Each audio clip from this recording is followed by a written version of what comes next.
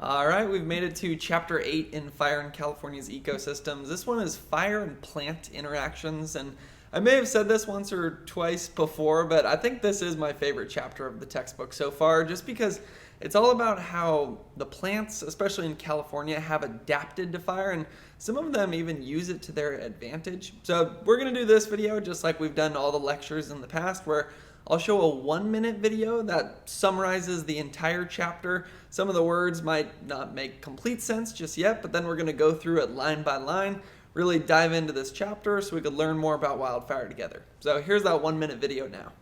Wildfire is neither good nor bad for plants. It's similar to temperature or rain, just a part of the ecosystem to which plants have adapted.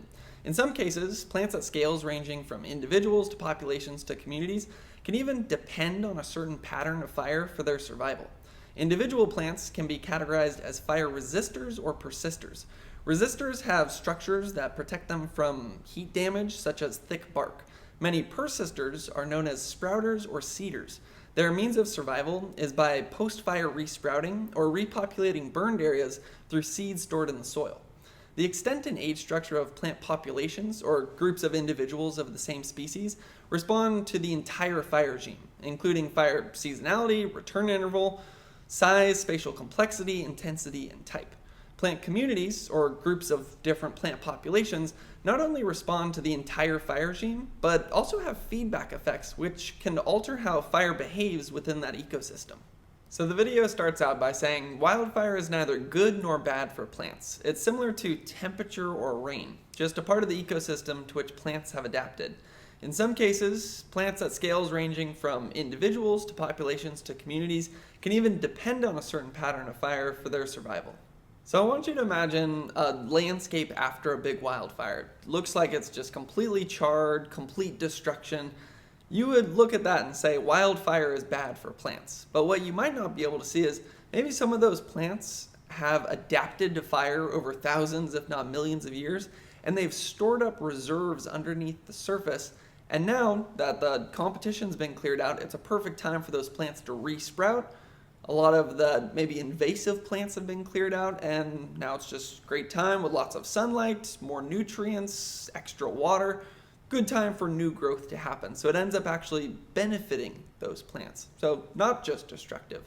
So that's where we maybe should change our idea about wildfire from it just being an enemy that is destructive to actually just part of the environment. And something that I say in that short form video is it's more like temperature or rain in that regard. So if you think about temperature, if it's a very hot climate versus a very cold climate, everybody knows that's going to lead to different plant communities. There's some plants that like it hot, there's some plants that like it cold.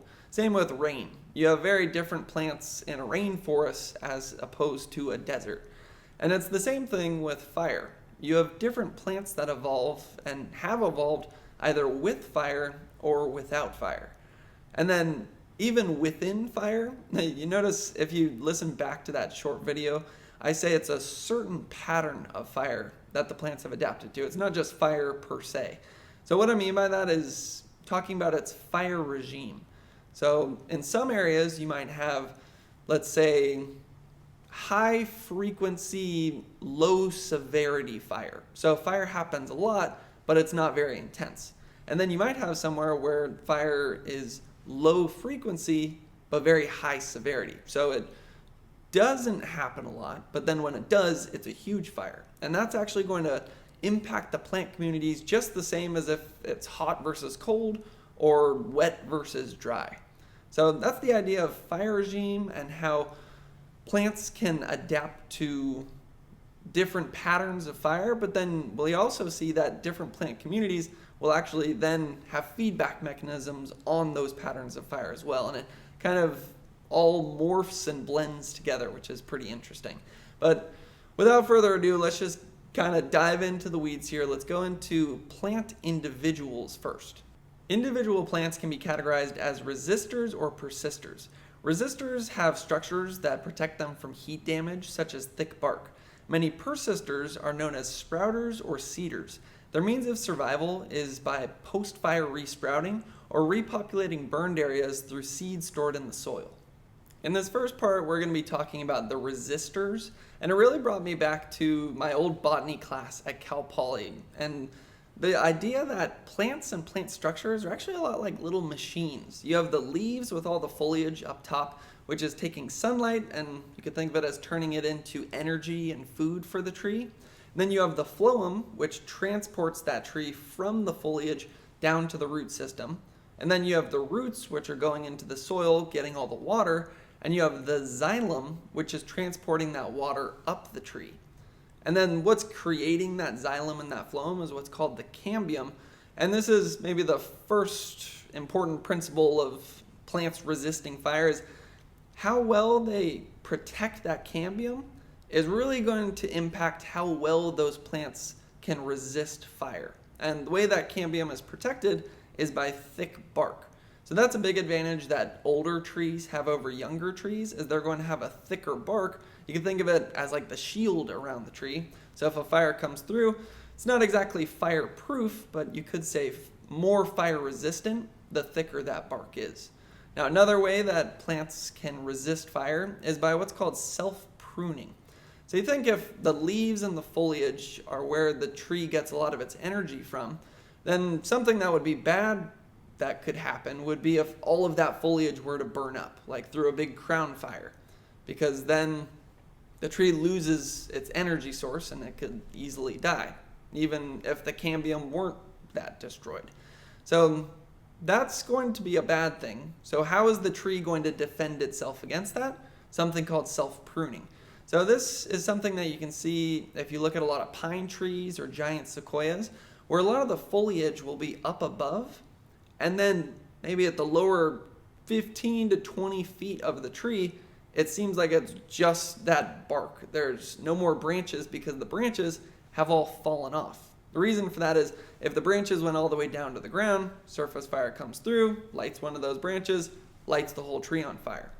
Since it engages in self-pruning, surface fire comes through, it just goes around that fire-resistant bark, it doesn't really catch on fire, passes through, maybe clears out some of the competition, which could be good for the tree, and the foliage and the crown is relatively unharmed. So that's a pretty cool example of resistance, but then we also have persistence. So within our fire persisters, we have our sprouters and seeders, and then within the seeders, we have the seed banks, serotinous cones, and colonizers. So let's go into the first one, the sprouters, because this actually kind of ties into that last section a little bit. Remember we were talking about how a lot of plants engage in self-pruning so that there's not a crown fire? Well, some plants are almost like, they almost play offense with fire, where they actually have their foliage go all the way down to the ground because they want to promote crown fires. Because when a crown fire comes through, everything just burns up very quickly, and very quick moving fires don't penetrate through the soil as much, so they're not going to damage structures or seeds that might be in the soil as much as even like a low intensity fire that moves very slowly over the surface. That's going to have more time for that heat to penetrate through the soil. One other kind of important thing there is actually the more moisture is in your soil, the easier it can conduct heat. So in terms of sprouters, they might not actually like a spring fire because there's going to be more moisture in the soil, whereas during summer, soil's not going to conduct that heat as well. And the reason that's important is because a lot of these structures for resprouting are underneath the soil, because that's going to be where they're more protected from the fire. Because although wet soil does conduct heat better than dry soil, you'd still rather be underneath the soil than right on the surface where the fire is just coming through. So again, just back to those junipers, their foliage goes all the way down to the ground, promotes a crown fire, so then a fire quickly comes through, clears everything out, and then that's just a perfect time for that plant to resprout. A lot of the competition's been cleared out, there's a lot of sunlight, there's nutrients, there's plenty of water to go around. And how it does that is it has a store of reserves or resources underneath the soil in what you could call a bulb or a burl. I've heard it called a couple of different things. And then it sprouts. And then what's going to be very important there is you can almost kind of think of it like a bank account where it stores up these resources and then fire comes through, and then it's going to use those resources for that new sprout to form. But if there's another fire that comes through the next year, it maybe hasn't had enough time to build back up its savings enough, and then that could maybe wipe out those plants and then lead to community conversion, where those plants are taken out and maybe some invasive species move in. It's also going to depend on the time of the year. The soil and the plants are going to be a lot more susceptible to mortality during, let's say, the spring when there's more moisture in the soil, also more moisture in the plant itself, and then also when those plants might be using some of their resources for new growth or flowering. So the timing is pretty important there. But the basic idea is fire comes through, wipes out the top of the plant, you think it's dead, but then it just resprouts. And it's going to want enough time to rebuild up its reserves. So the other big strategy is the seeders.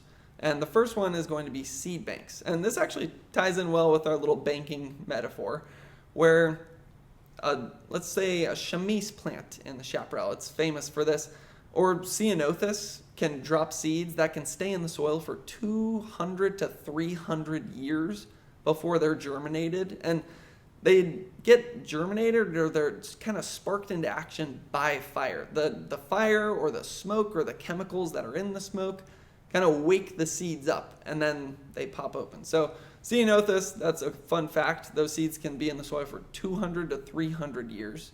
It can be sometimes bad for plants if it's been too long since there was a fire, because then some of the seeds can get eaten up by all the squirrels or something, or the seeds themselves can start to decay. But then overall, you have a few different species that might be engaging in this seed bank strategy. And another fun fact is, in the chaparral, in 1 meter squared, you could have 20,000 seeds that have just built up over decades, waiting for the next fire to come through, kick those seeds into action, they germinate, and then all those new sprouts start to come up right after the fire.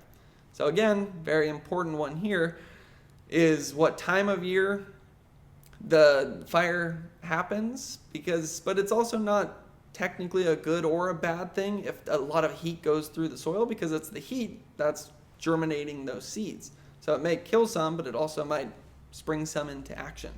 Now, the other important thing when it comes to seeding is how long it's been since you had your last fire. Because you think about, you have a plant, it's dropping seeds for 50 years, and then a fire comes through, clears everything out. All those seeds go into action, but they haven't grown up enough to create their own seeds.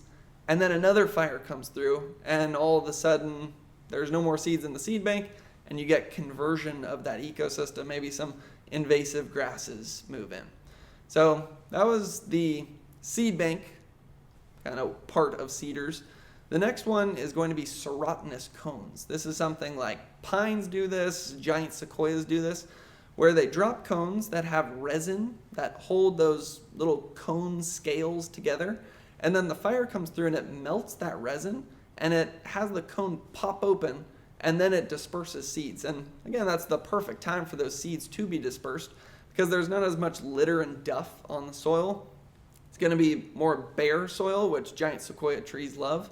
And then, again, more sunlight, less competition, more water, more nutrients. So it's a perfect time for those serotinous cones to pop open, your seeds, go into the soil, quickly throw some roots down, and then they're ready to go. Now, the last one is going to be the colonizers. And that's going to be, say, a fire comes through, and then it's going to be plants that maybe weren't there before, but their seeds have a way of traveling in. And there's all kinds of ways. Some seeds can travel because they have little wings on them. Those ones don't go very far. The ones that go farther are going to be your very light seeds. So the thing about a lot of the seeds that are maybe those fire-enhanced or fire-dependent species, since those seeds are going to have to survive the fire coming through, they're usually pretty thick, pretty heavy, so they're not going to be able to travel as far. Whereas some of your maybe fire-inhibited species are going to have very light seeds, and they're going to be able to travel in after a fire and try to colonize the area. So one way they can do that is by wind carrying them in. They can have little hooks on the seeds that stick to animals' fur, and then those get carried in, or maybe the animals eat them, and then we'll just call it scat. And then those seeds find their way into this area that doesn't have as much competition. And then that's how they get into the area and try to kind of promote their plant community. So lots of different strategies there. We've gone over the resistors, now the persisters, and that's really talking about kind of individual plant species. Now let's actually get into plant populations. The extent and age structure of plant populations, or groups of individuals of the same species, respond to the entire fire regime, including fire seasonality, return interval, size, spatial complexity, intensity, and type. So this section reminds us a lot about the idea that fire can be good or bad for plants, and then it also depends on a certain pattern of fire. And that certain pattern of fire, again, it's called the fire regime. And that's where we're going to break down this section for how fire impacts whole plant populations. So within the fire regime, the first one we're going to go through is the seasonality. So what I think of here is, like in Southern California, the chaparral, that's usually more late summer to even fall fires. You get the Santa Anas, and that's what those plants have adapted to for thousands, if not millions of years. But if the seasonality of the fires starts changing, maybe more humans move into the wildland urban interface, so then they start more fires earlier in the season when it wouldn't have really happened historically, that's going to create a fire regime that those plants aren't as well adapted to. So if you have a spring fire, maybe there's more moisture in the soil, so then it kills more of the seeds for those plants that are seeders. Or maybe there's more flowering or new growth happening on the chamise plants, so it's using all its reserves for that, and then there's not as much reserves stored under the soil. So seasonality, pretty important one. The next one is fire return interval. The examples I think of here are giant sequoias, and then once again, the chaparral down in Southern California. So, and it's actually opposite examples. So the giant sequoias are going to like the low intensity, kind of frequent fires. So maybe fires that happen every 5 to 10 years. They clear out the understory, make that soil nice and bare, maybe pop open some of those serotinous cones that the giant sequoias have. We're using all our vocab right here. And they're going to like that. What the giant sequoias aren't going to like, if there's a lot of fire suppression, so then the fire frequency goes way down. Instead of a fire every 5 to 10 years, now it's 60 years and there hasn't been a fire, and all the fuels are starting to build up. Then the natural resistance that those giant sequoias had, like its fire-resistant bark and its self-pruning, doesn't help as much because you have all these fuels built up. It's basically a ladder up into the canopy. Fire comes through, and instead of it being low intensity, it's a giant crown fire that takes the sequoias out. And it was all because that fire return interval changed from what was maybe, I don't want to say more natural because it's hard to say what's natural because fire regimes change over time, but it certainly isn't to the giant sequoia's advantage for it to change. Now the opposite example can be seen down in Southern California, where in Southern California, the chaparral actually likes a very long fire return interval. So maybe a fire doesn't happen for 50 to 100 years, and that chaparral just keeps building and building up. And then when a fire does come through, everything just gets wiped out. It actually promotes a big crown fire, clears out any invasive species that might have moved in, and then there's lots of reserves under the soil, there's lots of seeds, they all spring into action, and all those chaparral plants are happy. But then, kind of alluded to this earlier, maybe you have more people moving into the wildland urban interface, and instead of the fires that should have been happening maybe every 50 to 100 years, you start getting fires every 5 to 10 years, and now those plants don't have as long to build up their reserves, they don't have as long to build up their seed banks, and maybe those young plants are more susceptible to mortality than older plants would have been. So then the ones that do sprout just get wiped out, and then there's no backups. You get some conversion going in there. So that's seasonality, fire return interval. Size is going to be a simpler one. If a species isn't well distributed, then a large fire has a better chance of just wiping out that population. If a species is all over the place, then it's going to be a lot harder for a single fire to take out that population. that we don't even need to make that one more complicated. Next one's spatial complexity. Think about uniform fires are going to have uniform impacts on the plant population, whereas more complex fires, by complex I mean maybe you have a patch where it's high severity burning and then a patch where it's low severity burning. That's going to impact those little plant populations differently. And what can be important there is if you have a fire regime where maybe those plants like a low severity burn and then you get a huge patch of high severity burning, that could take out a lot of those fire dependent species which aren't as good at recolonizing that area. So let's say it was so high severity it killed a lot of the seeds and just wiped out the plants entirely. The colonizers are going to be better at that because those fire dependent species usually have heavier seeds that aren't going to travel in the wind as well. And then they also might be sprouters. But if the sprouters were killed, the sprouters elsewhere aren't going to be able to like re-sprout all the way into the ground to get back into that area. So hopefully that one made sense. So we got size, spatial complexity there. And then we also have intensity and type. So intensity, we kind of already touched on that. But if there's an ecosystem that likes low intensity fires like the giant sequoias, and then a high intensity fire comes through, that can be bad for those plants because it doesn't match that certain pattern of fire that it likes. Same with type. And we can just use that same example again. Giant sequoias like those surface fires, but then if there's a big crown fire, giant sequoia is not going to like that. But then you also have things like your junipers, which do like the crown fires, takes out a lot of the above ground vegetation, and it's good for the sprouters. So right there, just that section I think was a good maybe summary of some of the stuff we've already talked about, but just more kind of reinforcement of the ideas that fire can be good and bad, and that it's more about a certain pattern of fire that plants have adapted to than just fire itself. So now let's get into the plant communities. Plant communities, or groups of different plant populations, not only respond to the entire fire regime, but also have feedback effects which can alter how fire behaves within that ecosystem.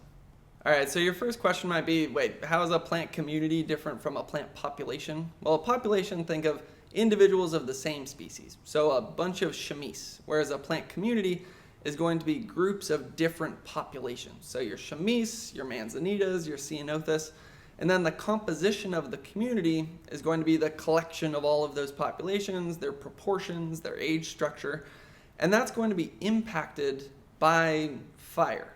But what's interesting about this, and I think it's the key word of that short form video, is the feedback effects, that the plant community can also impact fire.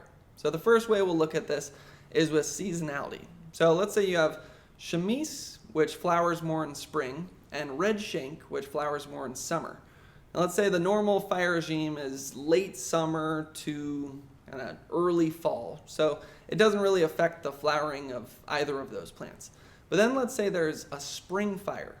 Well, that's going to disproportionately impact the chamise plant because, as we talked about, while the plants are flowering, they're more susceptible to mortality. They're using more of their resources for that growth and flowering process.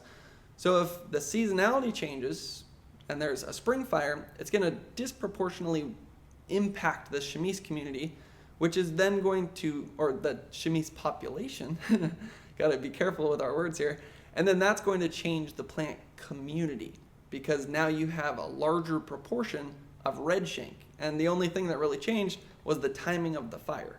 So that's the way the fire can impact the community. The way the community can impact the fire is, let's say some grass starts to move into the chaparral. Well, grass is going to be able to dry out a lot faster. So let's say the normal fire regime in that area was late summer, early fall.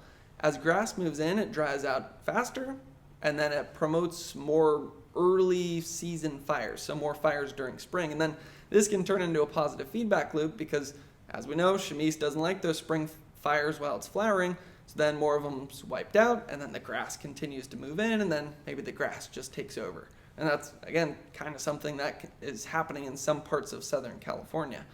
So that's seasonality. Another one is fire return interval. If it's usually a very short interval, so fires every 5 to 10 years, something like a pine forest, and that's the normal fire regime, If that changes due to maybe, let's say, fire suppression, then that's going to change the plant community. So by the interval getting longer, more of those species that maybe aren't as enhanced or dependent on fire are going to move in because fire is not as big of a part of that ecosystem anymore. So then that's going to maybe hurt the pine trees. So then what the pine trees are going to try to do is impact the fire regime to their advantage. So how they're going to do that is to bring it back into that fire return interval that they like. And the way the pine trees do this is they actually promote fire. Whether it's their needles falling or their bark falling, it's very flammable. And then that's going to create more of those surface fires that wipes out their competition, keeps that interval nice and short. So the pine trees are actually promoting fire because that's what they like. Now, another example of that comes down to intensity or type of fire, where the chamise like a very high severity fire. If there's a high severity fire, that's going to impact the plant community because it's going to make it less diverse, because it's really going to promote the sprouters or the cedars, the ones that have prepared for that fire to come through. The plants that don't like fire, they're just going to be wiped out by the high severity fire. So that's where the fire can impact the community. And then the community, again, impacts the fire regime because chamise, again, just like the pine trees, is going to think, okay, fire is good for me, I'm going to promote fire. So it actually grows in ways and has like oils. I know California sagebrush actually has certain oils that are very flammable to promote those fires that wipe everything out, keep the fire regime just how they like it. So kind of a big thing that I've talked about as we've gone through these lectures and as we've gone through in this chapter is fire is very nuanced. And the reason we want to know as much as we can about it is because as humans, if we're kind of meddling with the environment or trying to change things and maybe even to help the environment, in order to actually help it, we have to really understand it, because we may end up switching something that ends up actually backfiring. Like, if you think the problems are bad, you should see the solutions. I've always loved that quote. But the more we understand about wildfire, maybe the better solutions we can have, and maybe the best solution might be to just let the ecosystem do its thing, because it does seem to have a way of balancing itself out. So, very interesting chapter. We have one more in the fire ecology course, so we'll get into that next week. Thanks for watching.